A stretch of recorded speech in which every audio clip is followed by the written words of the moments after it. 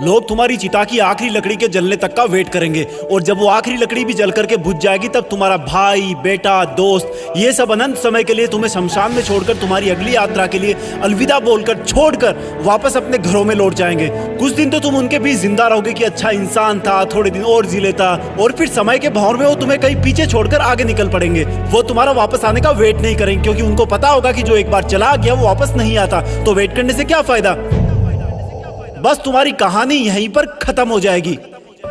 तुम ऊपर से देखकर सोचोगे कि लोग कितने स्वार्थी थे, जब मैं उनके काम आता था तो कितने पास रहते थे। आज मैं जब दुनिया से चला गया हूँ तब भी दुनिया वैसी ही चल रही है। तुम्हें अफसोस होगा कि क्या मैं इन्हीं लोगों के लिए जन्म लेकर पृथ्वी पर गया था। तुम उनसे बहुत सवाल करना चाहोगे लेकिन लाख कोशिशों के बाद भी तुम्हारी आवाज उन तक नहीं पहुंच पाएगी। तुम वापस आकर फिर से दोबारा जिंदगी जीना चाहोगे क्योंकि तुम्हें जिंदगी जीने का मतलब तब समझ में आ चुका होगा। तुम्हें महसूस होगा कि तब तुम अपनी लाइफ में अपने आसपास के माहौल में खुद को कितना भूल गए थे। तुम्हें जवाब मिल चुका होगा कि क्यों तुम अपने सपने पूरे नहीं कर पाए, क्यों तुम अपने सपनों की गाड़ी नहीं खरीद पाए, क्यों तुम अपने सपनों का घर नहीं बना पाए, क्यों तुम अपने बच्चों को अच्छी शिक्षा नहीं दे पाए, क्यों तुम अपना करोड़ों का बिजनेस खड़ा नहीं कर पाए, क्यों तुम्हारे सपने सिर्फ सपने बन के रह गए। तुम्हें सबसे बड़ी सीख ये मिल चुकी होगी कि अगर अगले जन्म में कुछ भी ना कर पाया ना तो कम से कम टाइम वेस्ट नहीं करूंगा। तुम चाहोगे कि काश 2 मिनट, सिर्फ 2 मिनट और मिल जाए तो हिस्ट्री में जाकर अपने बेटे के साथ खेल सकूं, अपनी बेटी की शादी किसी और के साथ करा सकूं, अपनी माँ से अपनी गलतियों की माफी मांग सकूं, अपने पापा के सहारे की लकड़ी की जगह अपने हाथ से सहारा दे सकूं। तब तुम्हें लगेगा कि उस वक्त मेरे पास 24 घंटे थे, 52 हफ्ते थे, कई दशक थे,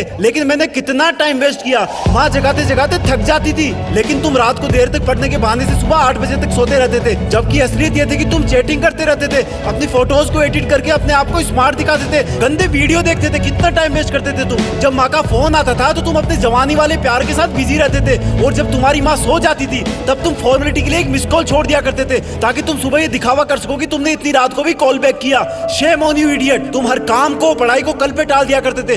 जो हाथ तुम्हारे बूढ़े माँ बाप को सहारा देने चाहिए थे वो हाथ हमेशा बिना मतलब ही मोबाइल पर उंगलियां फिराने में बिजी रहता था। तुमने कितने घंटे सुबह लेट उठने की वजह से बर्बाद किए। उन घंटों को मिला के कई दिन बन जाते। दिन से महीने और महीनों से कितने साल की जिंदगी तू एक्स्ट्रा जी सकता था। मेहनत करके अपने सपने पूरे कर सकता था, अपने माँ बाप को भी कहीं घुमाने ले जा सकता था, अच्छी किताबें पढ़ के अपनी लाइफ में कितनी वैल्यूज ऐड कर सकता था। अब मरने के बाद 1 मिनट तो क्या, 1 माइक्रो सेकंड भी नहीं मिल सकती तुझे क्योंकि जिंदगी में कितने ही साल पहले ही मिल चुके थे तुझे। पर थैंक गॉड कि ऐसा कुछ भी नहीं हुआ। अभी तुम अभी मरे नहीं हो।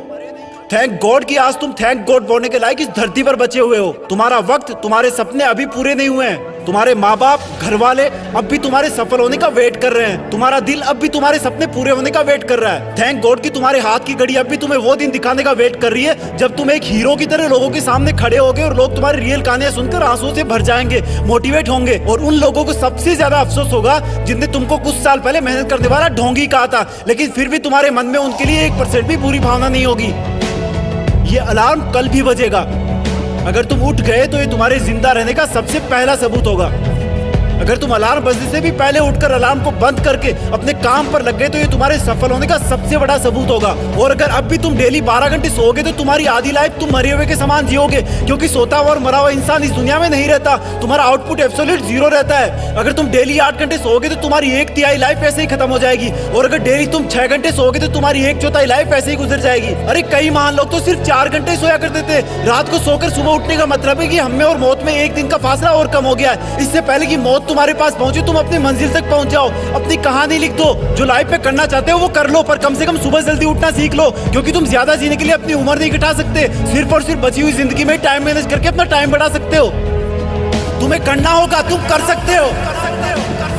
You can do it, you can manage your time. तुम्हें बाद में पछताने से पहले अभी अपने टाइम को सही ढंग से यूज करना होगा। जय हिंद।